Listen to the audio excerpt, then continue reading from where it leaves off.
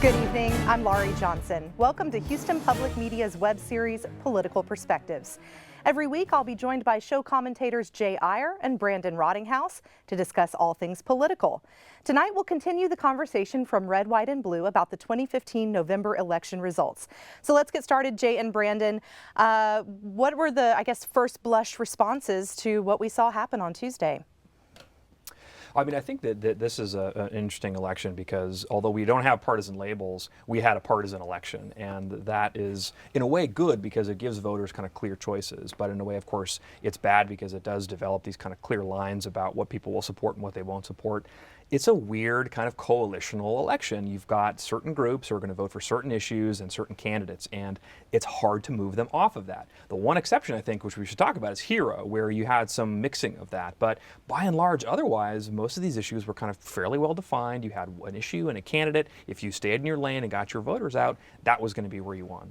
Right. I mean, we saw a really polarized electorate. We saw identity politics, I guess would be the way you would phrase it, with ethnic, racial / partisan affiliations carrying the day. So largely what we saw were conservative voters were voting for Bill King, African American voters were voting for Sylvester Turner, and a little bit of Ben Hall. Anglo Democrats voted for Chris Bell, Hispanic voters voted for Adrian Garcia, independents largely voted for Costello, and that what carried the day. The difference, to what Brandon alluded to, was you had a situation with Hero where the traditional coalitions kind of got broken up. You had conservatives voting against Hero in huge portions, but with equally large portions, somewhere in the neighborhood of 60, 68, 32, somewhere like that. African Americans and Latinos voted with Republicans, which is a rarity. And so you had Anglo Democrats out there carrying the day in limited, with their limited numbers, and it lost overwhelmingly and dealt a huge blow, I think, to the mayor, a little bit to the image of the city, and sort of a way we're perceived, whether right or wrong. And it had a significant impact and kind of upended everything. And it clearly drove the election. Yeah. So the Hero Ordinance, obviously, this is the one that has received national attention. A lot of focus on this. It was pitched as the No Men in Women's Restrooms Ordinance, the Bathroom Ordinance by its opponents. I'm just going to throw this out there. Let's be really, really honest about what we're talking about here. That transgender issues are extremely complicated and can't always really be simplified by a simple little city ordinance. I'll be honest, from my own perspective, as a woman who goes to the gym and showers in the locker room, if I saw a preoperative transgender woman in the locker room, I might be upset. I might feel uncomfortable. This is not something that can be easily solved by a sort of a broadly written ordinance. Is that kind of where the city maybe, took the wrong direction? They tapped into something very real. Part of it was fear, clearly, but part of it was definitely tangible, and there are people who think that exact same way. The fact that it went down by such a margin, right, a greater margin than we saw the difference between Wendy Davis and Greg Abbott, in fact, the fact that it went down by such a margin shows you that there were several groups that were against it. So it wasn't just these kind of hardcore, Republicans who were coming out to vote against it. It was also other people. But it's interesting to me that we didn't see a coalition developing really in favor of it, right? My sense was that once you started to look at some of the dynamics, you saw that it was looking like it wasn't going to pass. Why didn't Houston voters kind of turn into the skid and come out to vote in big numbers, right? This is a progressive city. There's lots of young people. There's lots of energy. You've got a multiracial coalition of people who in the past have pursued these sorts of issues. They didn't come out to vote, and that is in part what really damaged it. Yeah, I mean, I think to some extent, it was not a well-done, well-conceived campaign. You had one side of the ledger really talking about it, focused the entire issue on access to restrooms for transgender individuals, and the other side talking about a broad general equality ordinance. And no one, and so there were never any real sort of chance for them to sort of debate this fundamental issue. You never had anyone aggressively refute the idea that a transgender person could use a restroom, or maybe that they should be in a one that they self-identified with, because it's as disturbing as the visual that you portrayed.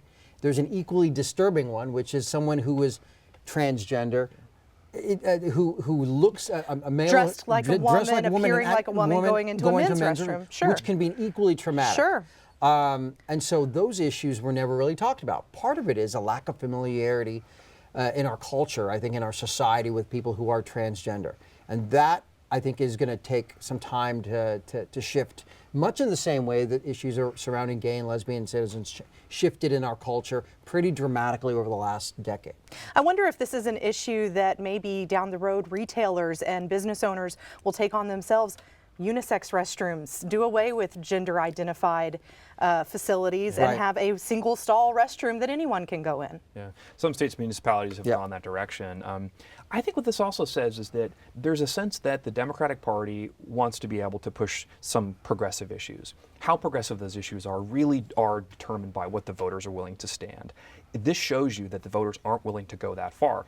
Or at least that given the way it was pitched, they're not willing to go that far. I think that this thing fell like the Alamo. This was a noble fight, but was a strategic mistake. And so what ends up happening is that the Democrats can take from this that there is a potential, there's room for this to be able to grow, but as it was designed, there simply wasn't a toehold here they could get in Harris County to be able to move this forward. That combined with all the council races where you've got Republicans surging and the mayor's race where the Republicans really coalesced around Bill King, it didn't look like this was going to be the Democrats' year. And we've heard for so long Houston is a blue city inside a red county, and maybe it's not quite as blue as we thought. Yeah. Well, I mean, certainly not as blue when it comes to, I think, some social issues.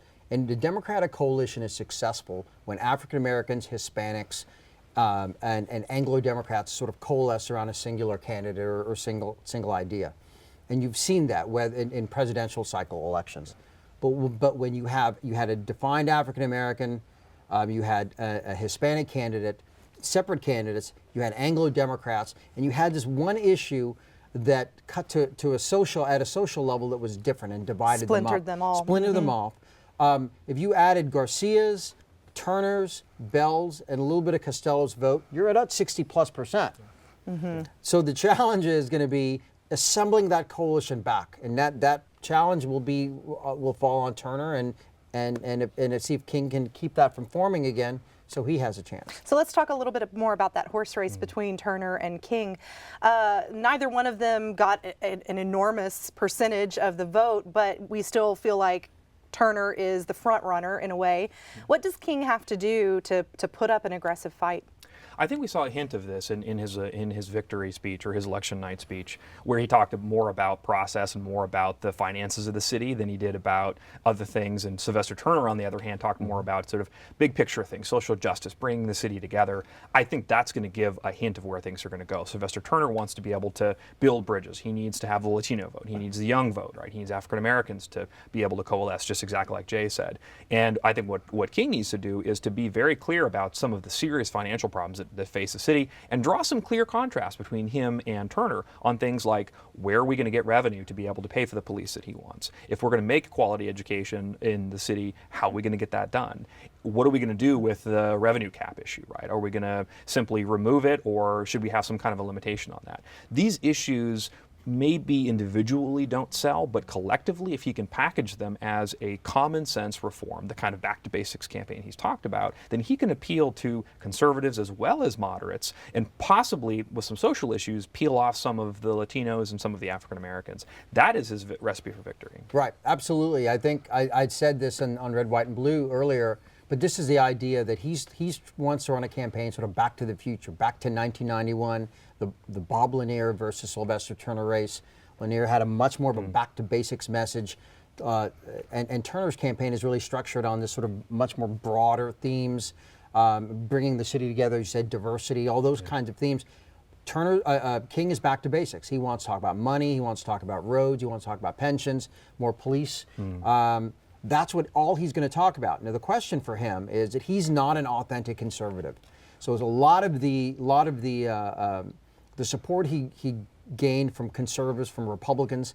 He had great conservative support. People like Senator Paul Betancourt came out, and it was driven by Hero. When Hero's not on the ballot, are they coming back?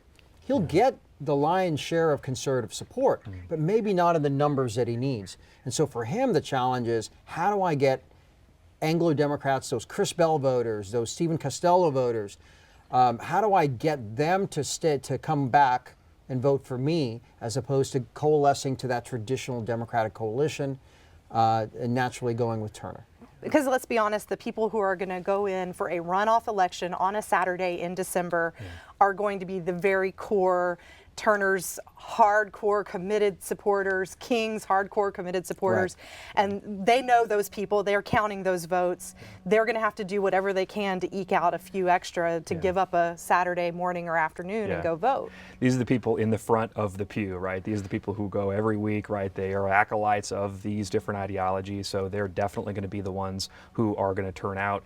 Beyond that, it's hard to know what the coalition will look like. We saw some interesting dynamics here, right? You know, Chris Bell didn't do as well as we thought. You know, some of the Anglo-Democrats simply didn't come out, like Jay said, in red, white, and blue. So that was a real problem for him, but it's also potentially a problem for Turner. Steve Costello simply, you know, despite the amount of money he had and the amount of money he spent, and what was a kind of clever strategy, didn't end up really resonating with voters. And in some ways, the two people who were, you know, qualified, highly qualified, you know, ended up getting less than Ben Hall, right? Who was, I think, predominantly driven by a kind of social messaging and not much else. Yeah, I mean, I think that's definitely true. I mean, one thing we saw is that Anglo-Democratic votes as a whole, they tap out. Yeah. And so in a lower turnout election, I mean, I think for Bell, a little bit for Costello, they would have benefited greatly if the turnout was back to 170, 180, maybe even 200 at the tops. At 260,000, it was almost impossible for them to I think, be real factors in this race. And we haven't even really touched on Adrian Garcia, who ran really this historic campaign. A lot of money, a lot of resources, had the backing of Mayor White. A lot of business leaders supported him. It was an early favorite. And it was an early favorite King in the surged. race. Absolutely. And just could not grow as a candidate out of the Latino base. Yeah. I think that the Democratic Party was simply, to quote Molly Ivan, completely whumper-jawed by the fact that he didn't do better than he did, right? You've got the most prominent Democrat in the county. You've got great name identification. You've got a Latino, right, who always brings out the surge in Latino vote, getting 17%. Right. In another world, this is a legitimate amount, but the fact is that this is really, I think, shows you where the restrictions are in terms of thinking big about where the Democratic Party will be in Texas and especially in Harris County. So what happens now with Turner and King as far as media blitzing us? Are we about to see ads and signs everywhere, or do they not have enough in their war chests to make that kind of campaign happen? Well, they're going to be raising money right now. In fact, they're probably doing it as we speak. But you're also going to see a lot more of the conflict that we saw a preview of, I think, in our last show between the two of them. We'll see a lot more of that contrast, a lot more of sort of the hard distinctions that they're each trying to make and how to position themselves. But I don't know if we'll see as much television. I think really it's going to be a targeted race. King showed that he could really do a good job in terms of targeting. And Turner's get out the vote operation, I think, was somewhat historic. He had he got turnout numbers in the black community that we haven't seen since Lee Brown's last term in office. And so I think that combination we may see a really intense runoff, but maybe not one that's dominated on the television screens. We should probably schedule 60 or 70 more forums, right? Yes. Because that'll be, I think, kind of clarify some things, right? So we can fully understand what they have to say about the issues. I think Jay's right. TV's expensive too, and although they're going to raise a lot of money, I don't think it's going to be the case that we're going to see a lot of that. This is an election where you've got to get the people in your pews to vote, and that's going to be a much more targeted enterprise than TV is going to allow. All right, well, thank you guys. This has been a really interesting evening. I've enjoyed talking with you, and thank you for watching the program.